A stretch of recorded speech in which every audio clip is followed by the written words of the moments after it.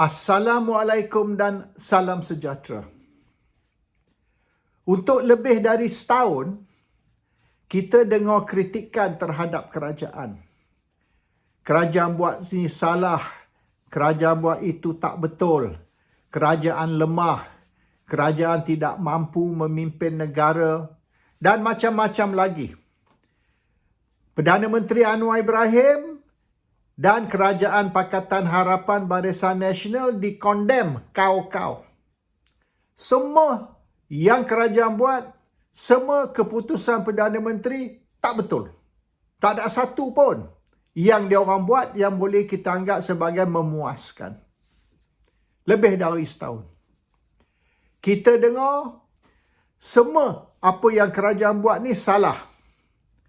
Tapi kita tidak dengar lagi apa sepatutnya kerajaan buat. We have heard all the wrong things the government is doing. We have not yet heard what are the right things the government should be doing. What the government is doing is wrong. What is it that the government should be doing? Ini kita belum dengar lagi. 10 hari dulu, Ketua Pembangkang Hamzah Zainuddin telah mengumumkan Kabinet Bayangan, Shadow Cabinet. Dan di dalam Shadow Cabinet ada ramai menteri-menteri bayangan, Shadow Minister, bagi tiap-tiap kementerian yang ada di dalam kerajaan. So we have a Shadow Minister for every ministry in the country. Yang penting, yang saya nak bincang sekarang ialah tiga menteri bayangan. Menteri Pertanian, Agriculture Minister, Ronald Kiandi. Menteri Kewangan, Dr. Muhammad Razi Muhammad Jidin. Dan Menteri Ekonomi, Muhammad Shahir Cik Sulaiman. 3. Menteri Pertanian, Menteri Kewangan, Menteri Ekonomi. Dia banyak. Macam-macam menteri kita ada. Tapi yang 3 tu setakat ni kita bincang dulu. Ini kerana masalah kerajaan ataupun negara menghadapi, iaitu ekonomi turun, pelabur asing tak masuk, FDI, Foreign Direct Investments turun, ringgit sekarang ni RM6 1 pound.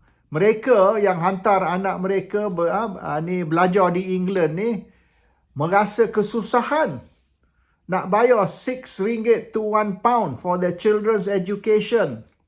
Dan masalah beras, krisis tentang harga, krisis tentang pembekalan, di mana beras tempatan sudah tidak ada, tak tahu gaib di mana, dan macam-macam lagi. Ini menjadi sungutan rakyat. The problem of ringgit value, the problem of economy, the problem of FDI, the problem of bekalan beras, kekurangan bekalan beras dan juga harga. Sebab bila beras tempatan tak ada, mereka kena beli beras import, maka harga lebih tinggi. Dan banyak lagi yang berkait dengan pembekalan makanan, baik dari segi supply ataupun dari segi harga. So 3 kementerian ini penting, Pertanian, Kewangan, Ekonomi. Dan Ronald Kiandi ialah Menteri Pertanian, Muhammad Razi Jidin Menteri Kewangan dan Shahir Sulaiman ialah Menteri Ekonomi. So, lebih dari setahun kita duk dengar sungutan, kritikan, komplain, condemnation tentang semua kerajaan buat ni tak betul. Semua kerajaan buat ni salah. Semua kerajaan buat ni kerja bodoh. So now, 10 hari dulu kita sudah ada satu kabinet bayangan, shadow cabinet, dan tiap-tiap kementerian ada menteri bayangan, shadow minister. So we want to know. Sekira hari ini kerajaan jatuh, sekira hari ini undi tak percaya, berjaya di parlimen, dan Anwar Ibrahim perlu letak jawatan dan Perdana Menteri baru ambil alih, kita nak tahu what is going to happen. Terlebih dahulu, Walaupun mereka 10 hari dulu mengumumkan kabinet bayangan, mereka tidak umum siapa shadow prime minister, Perdana Menteri bayangan ataupun Perdana Menteri in waiting. Who is the PM in waiting? Tak ada. Ada orang kata Muhyiddin Yassin. Oleh kerana Muhyiddin Yassin bekas Perdana Menteri, maka dia akan sekira kerajaan jatuh, sekira Perikatan Nasional ambil alih sebagai kerajaan baru, maka Muhyiddin lah akan menjadi PM11, PMXI. Tapi ada juga orang kata Muhyiddin tak mau terus jadi Perdana Menteri. Ada juga cerita yang Muhyiddin dengan Hamzah Zainuddin bergaduh. Power struggle. Ada yang sokong Hamzah, ada yang sokong Muhyiddin. Macam-macam cerita. Sepatutnya di dalam mengumumkan kabinet bayangan, perkara ni diselesai, address this issue. Who is the PM in waiting? Who is the shadow prime minister? Dia orang tak buat. Jadi, rumours tentang power struggle di dalam Parti Peribumi Bersatu atau di dalam Perikatan Nasional berterusan. Kerana sekarang orang main teka-teki. It's a guessing game. Who is the new Prime Minister? Who is going to be shadow Prime Minister atau Prime Minister in waiting? Dia orang tak address benda ni. So, they should have actually addressed this and once and for all, selesaikan masalah rumours tentang power struggle. Anyway, kita tahu yang siapa agriculture, siapa ekonomi, siapa finance. 3 menteri yang saya sebut tadi. So, more than 1 year, lebih dari setahun kita dengar kesalahan, kesilapan, kekurangan kerajaan. Apa yang kerajaan buat semua tak betul. So, kita nak tahu sekiranya kerajaan ni bertukar, sekiranya Pakatan Harapan tumbang, sekiranya Anwar Ibrahim diguling, who is going to be the new Prime Minister? And apa rancangan kerajaan baru untuk mengatasi macam-macam masalah? Masalah beras, baik dari segi pembekalan beras tempatan ataupun harga. Dari segi pembekalan macam-macam makanan lain lah. Baik sayur ke, ikan ke, telur ke, or whatever. Tentang FDI, Foreign Direct Investments yang turun teruk. Foreign investors are not coming anymore to invest in Malaysia. Dan ada yang dalam Malaysia pun tutup kedai balik pun ada. What about value ringgit? Ringgit ni sudah value dia menurun teruk. So our ringgit now, kalau kita keluar Malaysia, very low value. Dan macam-macam lagi, termasuk cost of living, dan isu-isu ekonomi macam pekerjaan tidak ada, gaji rendah, kos hidup, the cost of living tinggi. So many things yang kita kritik kerajaan, tapi kita nak tahu sekarang. Kalau setakat kritik kerajaan, sebab kerajaan tak betul, kerajaan tak bagus, kerajaan tak pandai, kerajaan tak cekap, fine.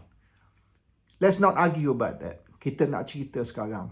Apabila kerajaan baru ambil alih, sekira kerajaan tumbang, sekira Perikatan Nasional menjadi kerajaan, apa rancangan mereka? Can we hear from the Agriculture Minister? What are his plans? Can we hear from the Economy Minister? Finance Minister? Apa rancangan mereka? Menteri-menteri bayangan tersebut. The shadow ministers untuk pertanian, ekonomi, kewangan. Bagi kita tahu tentang rancangan mereka. Dalam last year, tahun lepas, bulan November, bulan Disember tahun lepas, apabila mereka bentang bajet 2024, pembangkang tidak ada alternatif bajet. Pembangkang tidak membentangkan bajet alternatif bagi Perikatan Nasional. Cabar bajet 2024 kerajaan dengan mengeluarkan bajet dari pembangkang yang lebih bagus, lebih cekap, far better budget 2024. Tak ada. Diam saja. So, kerajaan saja seorang yang membentang bajet. What about bajet dari pembangkang? Alternative budget? None. Dan akhirnya bajet tu dilulus. Dilulus dengan majoriti. Maknanya pembangkang setujulah dengan bajet. Pembangkang ni very happy lah dengan bajet 2024 dari kerajaan ni. Pembangkang tidak ada alternatif. So Anwar ni baguslah. Menteri Kewangan very good lah. Sebab pembangkang terima bajet dari Anwar atau dari kerajaan Anwar. Tapi condemn semacam. Ini tak betul, itu tak betul, ini lemah, itu lemah.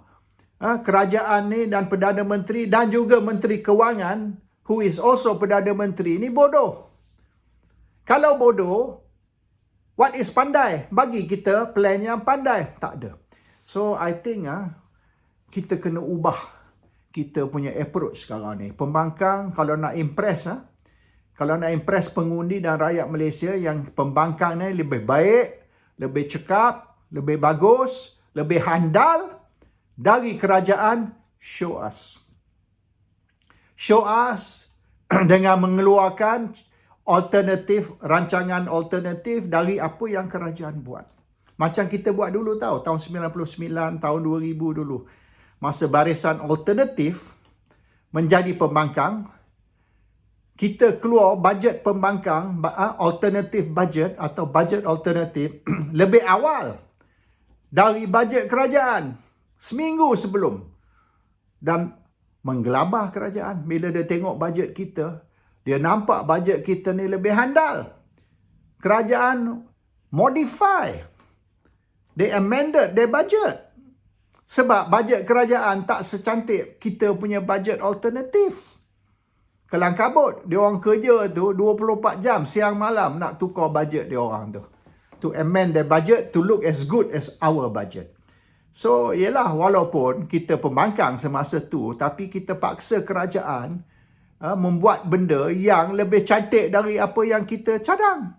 At least, kerajaan buat sesuatu bagi kebaikan bagi negara dan rakyat. So, we want to go back to the days of 99, 2000, zaman barisan alternatif.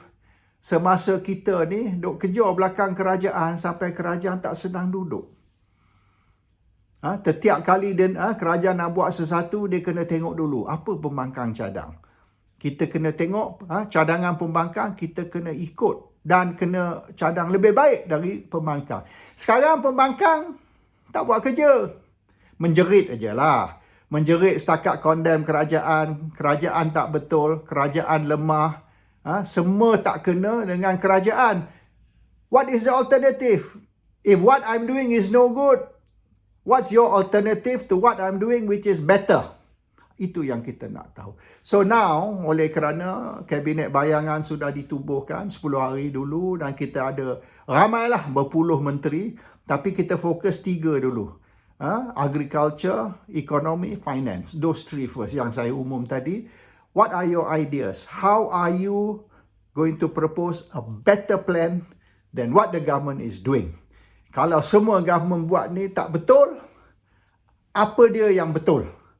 Tell us how the government should be performing if the government is no good. Ini yang kita kena buat sebagai pembangkang, bukan saja setakat condemn kerajaan, condemn ini, condemn itu, tapi bila kita tanya, okay, so what's the correct way? Dia orang pun tak ada idea. Dia orang setakat condemn saja, tapi kalau tanya dia, alternatif?